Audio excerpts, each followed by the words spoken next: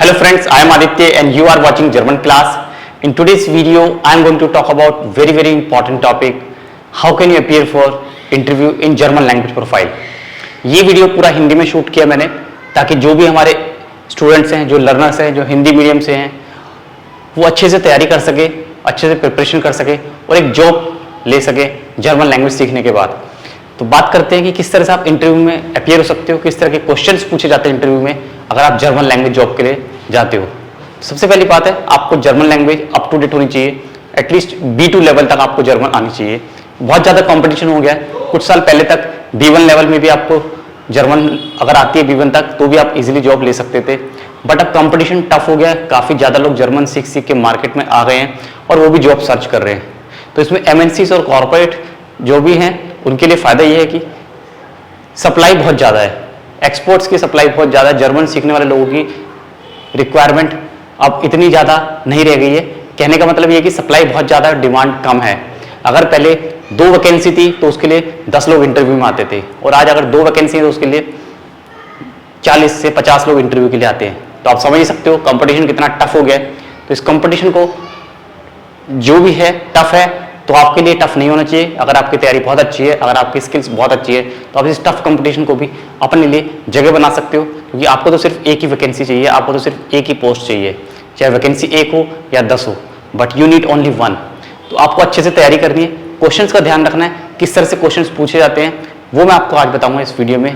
तो वीडियो को पूरा एंड तक देखना, और इसको वीडियो को देखने के बाद आप डेफिनेटली जब भी कोई नया इंटरव्यू फेस करोगे आने वाले दिनों में, आपको सक्सेस जरूर मिलेगी। तो चलिए शुरू करते हैं आज का वीडियो। सबसे पहला क्वेश्चन होता है फोर्स्टेलुंग बिटे स्टेलन ज़ेज़िश फोर, इंट्रोड्यूस योरसेल्फ। आपको जर्मन में अपने बारे में इंट्रोड्यूस करना है। इसमें आप अपना नाम बताओगे, अपना लिविंग प्लेस, एज बताने की कोई जरूरत नहीं है इसमें, ठीक है। No need to tell about your age. अपनी स्कूलिंग कहाँ से आपने अपनी स्कूल करी है, अपनी एजुकेशन कहाँ से कंप्लीट की है, स्कूलिंग के बाद अगर फर्दर आप यूनिवर्सिटी में पढ़े हो तो किस कॉलेज से आप पढ़े हो, किस सब्जेक्ट को आपने पढ़ा है, और फिर जर्मन आपने कहाँ से सीखी है, किस लेवल तक आपने जर्मन सीखी है, फ्री टाइम में आप क्या करते हो, ये आप सब बता सकते हो। फैमिली के बारे में भी ज़्यादा बताने की जरूरत नहीं है। आपको अपने पर्सनल लाइफ के बारे में बताना है, अपना प्रोफेशनल बताना है, अपना एकेडमिक्स बताना है, ठीक है, और आपकी क्या हॉबीज है, ये सब फोर्स्टेलुंग में आप कवर कर सकते हो।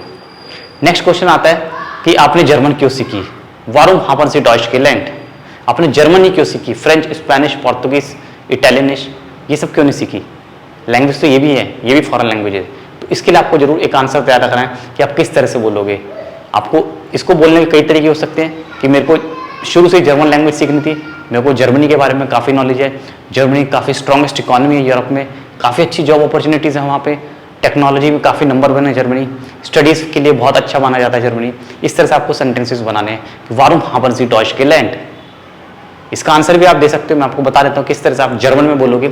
Ich habe Deutsch gelernt, weil ich immer Deutsch als Fremdsprache lernen wollte. Ich wollte immer in Deutschland arbeiten. Deutschland gefällt mir. Deutschland hat eine der stärkste Wirtschaft in der Welt, one of the strongest economy in the world, and das bietet gute Arbeitschancen für die Leute, die Deutsch kennen, die Deutsch können oder die Deutsch sprechen können. So this is the answer. It provides a lot of good opportunity for all those who know German, who can German very well. तो ये कोई आपके second question का answer. इसके बाद third question होता है कि why have you applied in this company? Warum unsere Firma? Warum diese Firma? Why only this particular company? Why not others? There are so many corporates, there are so many companies that offers job opportunities for German speakers. But why we? Why have you selected our company? Why do you want to work with us? आप हमारी company में काम क्यों करना चाहते हो। This is very prominent, very important question, क्योंकि हर एक इंटरव्यू में पूछा जाता है। तो इस क्वेश्चन का आंसर तैयार करने के लिए आपको जिस भी कंपनी में आप जॉब कर रहे हो, जॉब ढूंढ रहे हो, जॉब के लिए इंटरव्यू देने जा रहे हो, उस कंपनी के बारे में आप थोड़ा सा पढ़ के जाइए। कंपनी किस बारे में, कहाँ पे लोकेटेड है, इसकी और कहाँ पे ब्रांचेस हैं, इसका हेड ऑफिस कहाँ पर है, किस डोमेन में, किस सेक्टर में ये कंपनी वर्क करती है, कितने सालों से काम कर रही है, कितने एम्प्लॉयज़ इस कंपनी में है, ये सारे जनरल क्वेश्चंस आपको सर्च करने गूगल पे और आपको इन्फॉर्मेशन मिल जाएगी। तो आप इसका आंसर दे दोगे कि वारुम diese Firma, why this company, why have you selected this company। तो आपने इसी कंपनी को काम करने के लिए क्यों सोचा, क्यों आप इस कंपनी में काम करना चाहते हो, ये आपको आंसर देना है। और फिर नेक्स्ट क्वेश्चन हम एक और देख लेते हैं। इसके बाद आपका एक पर्सनल क्वेश्चन आता है कि was sind ihre Stärke und Schwäche, आपकी स्ट्रेंथ और आपकी वीकनेस क्या है। आपकी स्ट्रेंथ क्या है ये आपको बताना है, एक लाइन में बता सकते हो, और अपनी वीकनेस को एक लाइन में जरूर बताना है। एक गलती यहाँ पे स्टूडेंट्स करते हैं कि बोल देते हैं कि मेरी कोई वीकनेस नहीं है, ich habe keine Schwäche, ये गलत है। एवरी पर्सन हैज स्ट्रेंथ और weakness, you have to find out. आपकी अपनी स्ट्रेंथ होती है, अपनी वीकनेस भी होती है, कुछ भी आप बता सकते हो आपकी वीकनेस जो भी, इसके ऊपर आपको अभी से वर्कआउट करना है।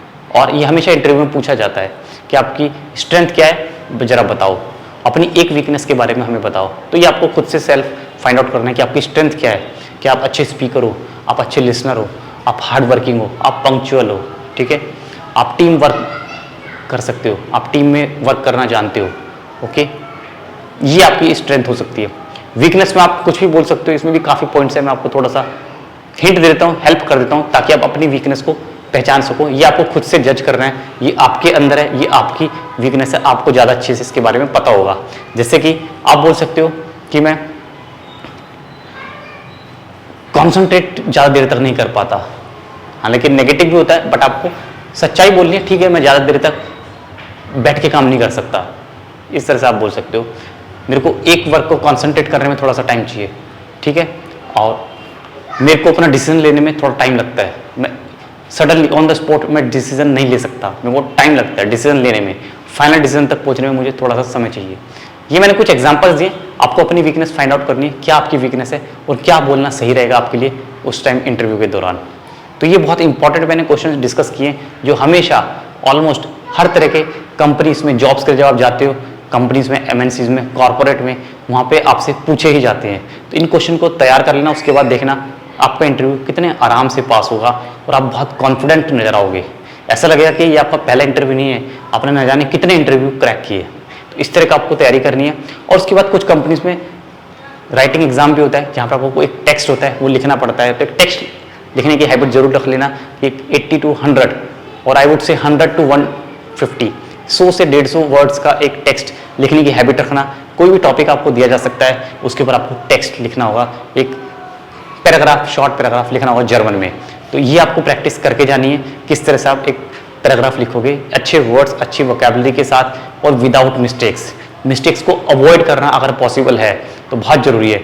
ऐसा ना हो कि जब आपका टेक्स्ट पढ़ा जाए, एग्जामिनर आपका टेक्स्ट पढ़े तो उसको मिस्टेक्स ही नजर आए और टेक्स्ट का पूरा रिदम बिगड़ जाएगा।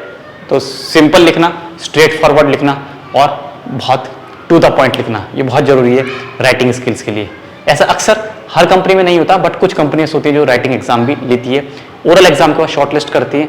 अगर ओरल एग्जाम में 50 स्टूडेंट्स आए हैं तो शॉर्टलिस्ट करके केवल 20 या 15 लोगों को ही राइटिंग एग्जाम के लिए बुलाया जाएगा। और फिर राइटिंग एग्जाम पास होने के बाद दोनों ओरल और राइटिंग के मार्क्स बना के एक मेरिट तैयार की जाएगी। और जितनी भी कंपनीज में रिक्वायरमेंट है, 2 लोगों की, 5 की या 10 की या 20 लोगों की, उसके अकॉर्डिंग आपको कॉल करके फाइनली आपका सिलेक्शन कर दिया जाएगा और आपको इन्फॉर्म किया जाएगा कि thank you, you are invited, और thank you, you have been provided this job. तो ये था मेरी तरफ से आपके लिए सजेशन, एक एडवाइस कि आप किस तरह से इंटरव्यू में अपेयर हो सकते हो। और I wish you all good luck for all those who are appearing for job.